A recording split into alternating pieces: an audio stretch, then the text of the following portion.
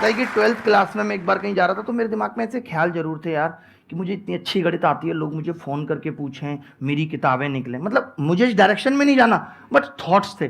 तो मैं यही मानता हूँ कि जो आपके थॉट्स आते हैं सच्चे दिल से, अगर आप ईमानदार हो तो वो चीज़ें ज़रूर पूरी होती हैं, वही रिफ्लेक्ट होती हैं। मेरी लाइफ में ऐसा मैं कुछ भी सोच लूँ, कुछ भी मैं सोच लूँ, ऐसा कुछ हुआ ही नहीं, ना खुद से ना खुदा से इतनी सी भी शिकायत नहीं है। सब कुछ पाया है जो सोचा है। तो सच्चे मन और ईमानदारी से अगर काम करो तो ऐसा कुछ नहीं है जो पाया नहीं जा सकता, कुछ भी अचीव कर सकते हो। बहुत बढ़िया। तो जब मैं दिल्ली आया था ना तो मैं अपने घर वालों को भी ले आया गाँव से। तो मेरी माँ ने यही कहा कि तू हमारा खर्चा निकाल लेगा, पिताजी का तभी बिजनेस चल नहीं रहा। तो मैंने कहा मैं इतना ट्यूशन पढ़ा के कर लूँगा। तो मैंने 6,000 में ट्यूशन पढ़ाया, 1,500 रुपये में रेंट पे हम रहने लगे ग्रेटर नोएडा में एक छोटी सी जगह में। 3 दिन रहे हुए नहीं हुए थे, सोचो मकान मालिक आके बोला आपको किसने रखा है यहाँ, मैं तो इसे बेच रहा हूँ। मैं उस दिन मेरी आंखों में आंसू आ गए कि मतलब हम यहाँ शिफ्ट हुए हैं ऐसे तैसे मैनेज करके, अब यहाँ से निकलना पड़ेगा। बट मैंने अपने पिताजी को देखा है जीवन में, मैंने उनको कभी ये नहीं देखा आज टेंशन है नींद नहीं आ रही। मैंने ये सीखा उनसे, लाइफ में कितनी भी टेंशन रहो रात को सो जाओ, सुबह बात करेंगे, जो भी होगा सुबह बात करेंगे, रात में तो कुछ नहीं कर सकते। वहां से हमने वो चेंज किया। आज शायद ग्रेटर नोएडा में इतनी सोसाइटी है, मैक्सिमम में हमारे पास फ्लैट प्लॉट पता नहीं क्या क्या होगा, और सब में मैंने सबको फ्री में रखा हुआ है, मेरी कोई रेंटल इनकम नहीं है। मैंने कहा जब जरूरत होगी तब ले लेंगे किसी से। सर आपके घर के बाहर ये सारे पहुंच जाएंगे तो आपकी किताब पढ़ेगा क्यों? हमने 2000 किताबें छपवाई, कोई बिकी नहीं, मतलब 2-4 बिकी, और जिसने ली वो बोला किताब बहुत अच्छी है। मैंने कहा दोस्तों को बताओ, लेकिन ले कोई नहीं रहा, क्योंकि जब तक आपका नाम नहीं है, नाम बनाना बहुत बड़ी बात है, मैं आपको बता रहा हूँ। तो 2013 में मैं पढ़ा रहा हूँ, 12 में नौकरी लगी इसलिए छोड़ दी कि दिल्ली में लेंगे, फिर 13 में नागपुर लग गई और देहरादून से सीधे नागपुर चले गए। जब मैं लौट के आया, मैं कोचिंग में गया, लोग बोले आपको 650 रुपये घंटे पे रखेंगे, जबकि उससे पहले मैं 1450 रुपये घंटे लेता था। आज मैं आपको बता दूं मेरी ज्वाइनिंग फीस 50 करोड़ है और मैं 1,29,000 रुपये घंटे लेता हूं पढ़ाने के।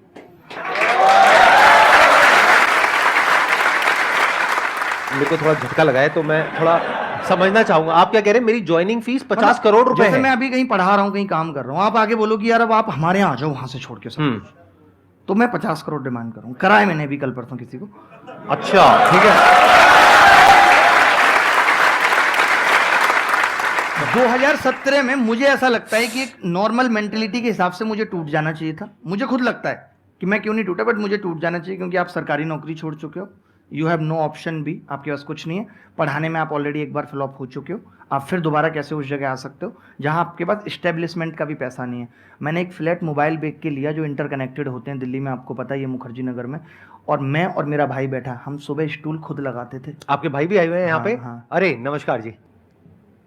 इसके बाद ये हुआ कि मुझे आपकी कहानी सर इंटरेस्टिंग होती जा रही है। मेरे को ये जानना है कि अभी यूट्यूब कहाँ से आया बीच में? वही लेके आ रहा हूँ, वही पहुंच रहा हूँ। हाँ। तो 2017 में सब कुछ खत्म हो गया, भाई 650 रुपये घंटे पढ़ाना तो था ही, तो मैंने कोचिंग में भी शुरू कर दिया 650 ही सही। मतलब मैंने ये नहीं सोचा कि मैं तो इतना बड़ा टीचर था, मैंने, लोग जनरली क्या करते हैं जब बड़ा हो जाते हैं और जब वो टूटते हैं तो वो छोटे काम नहीं करते, बट मुझे ऐसा लगता है कि कर लेने चाहिए, वक्त के हिसाब से कुछ भी बुरा नहीं है।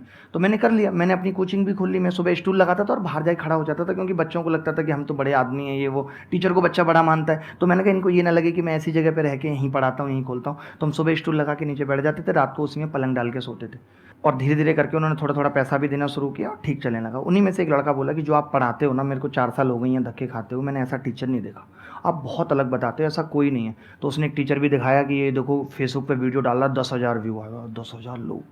मैं तो व्यू नहीं जानता था उस टाइम, सब्सक्राइबर नहीं जानता था क्या होता है, क्योंकि मेरी टेक्निकल नॉलेज बड़ी कम थी। तो मुझे तो नॉलेज, मैंने 10,000 लोग देख रहे हैं तो बहुत बड़ी बात है। तो अच्छा, तो वो बोला आप वीडियो बनाओ। मैंने कहा यार नहीं, क्योंकि उस टाइम डर लगता है आपके रिश्तेदार क्या कहेंगे, आप एक ऑलरेडी हारा हुआ फील कर रहे हो। तो मैंने उसको यही बोला, मैंने कहा यार चलो वीडियो बना लेते हैं। और ये बात है 3 अक्टूबर 2017 की। वो बंदे ने वो वीडियो हमें बिना बताए अपलोड कर दिया चैनल। 6 दिन के अंदर वो वीडियो, उसके 701 सब्सक्राइबर थे, 1 लाख सब्सक्राइबर उस टाइम पे हो गए और 1 मिलियन लोगों ने देखा। आपकी पहली वीडियो ही वायरल हो गई? वायरल हो गई थी पहली ही डायरेक्ट, ये नहीं कि कई बनाई है, ठीक है।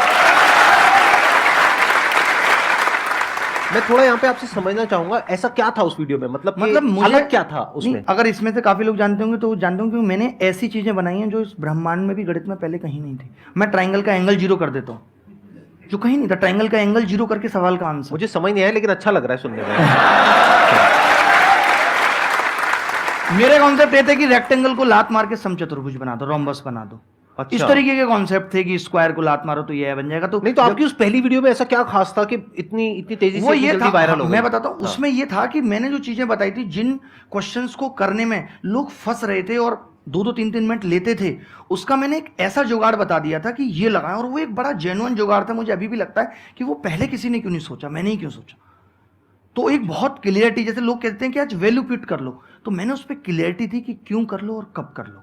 और मैंने उसमें अपनी किताब का नॉर्मली जिक्र किया था। लोगों को लगा ये आदमी ऐसा क्या बता रहा है, इसकी किताब में क्या होगा। मेरी किताब पर डे 5-5 6 लाख की बिकने लगी। किताब है ही नहीं, एग्जिट ही नहीं कर रही, फ्लॉप हो चुकी तो पढ़ी है, छपा ही नहीं हमने, लेकिन वो बिकने लगी वेबसाइट से। वो बड़ा मजा आने लगा। भाई बोला भाई किताब ऑर्डर दे दो यार, किताब ऑर्डर दे दो। फिर मैंने कहा अपना चैनल बना लेते हैं। बिल्कुल मैंने ठीक अपना है। चैनल बनाया, मुझे लगता है कुछ 8 महीने से कुछ दिन कम थे, 1 मिलियन लोग जुड़ गए थे 8 महीने में, और सिर्फ 121 वीडियो थी, और वो भी सिर्फ गणित की पढ़ाई का कंटेंट बनाना। उस टाइम पे शायद हम सेकंड ऐसे यूट्यूब चैनल थे जिसके 1 मिलियन थे। उससे पहले और लोग ऑर्गेनिक। एज कितनी थी तब आपकी? 26 साल कुछ महीने का था मैं। तो मतलब अभी आप 31 साल के हो? 31 साल का। लगते नहीं हो सर, मतलब मेंटेन किया हुआ है। अब 2 मैंने बच्चे आपको मेरे। बोला, अभी मुझे बोल दो। आप मुझसे भी यंग लग रहे हो। अच्छा, थैंक यू। इतने पॉजिटिव हैं आप। पॉजिटिविटी चेहरे की ग्लो है। ये लोग तो क्रीम और पार्लर में ऐसे ही फंसे पड़े हैं। असलियत तो पॉजिटिविटी में ही ग्लो है। मेरे को ये पूछना था कि सर जो लाइफ में अब एक सीरियसनेस अभी तक नहीं आ पा रही है, जब अब करियर का मेन एक पॉइंट आ चुका है जहाँ से टर्न करना है लाइफ के गोल पे, पर सर अभी तक वो सीरियसनेस नहीं आ चुकी है क्योंकि स्कूल लाइफ खत्म हो गई, कॉलेज लाइफ खत्म होने वाली है। देखिए ये तो सारा गेम प्रैक्टिस का है। जैसे आप देखते होंगे कि जब हम जिम में